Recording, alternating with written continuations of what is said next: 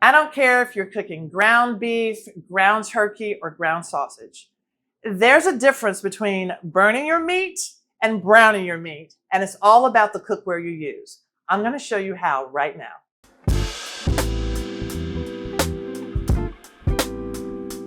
Now it's time to cook our sausage.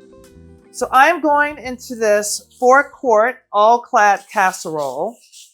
Burning will get the outside too dark before the inside is cooked. Browning is adding flavor. And so you're not going to start at a really high temperature. Medium to medium high is what you need. With this large casserole dish, you see that I have space in here.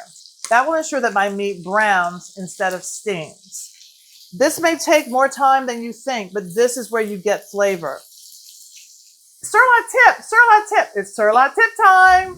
If you feel like you need to, you can always grab a little oil, which we call encouragement. Okay, just a little bit, you don't need a lot.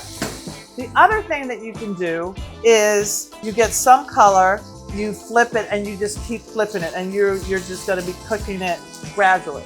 I will flip, and I'm gonna flip again.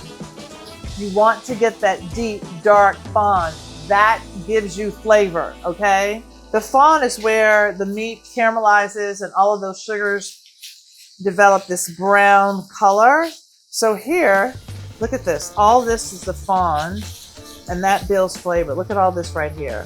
Flavor, flavor, flavor. It smells so incredible. You all, did you see this little brown piece of meat? This is what you're looking for. You're looking for the brown nuggets.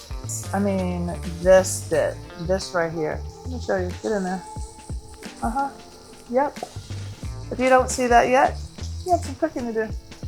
And that is how you brown your meat.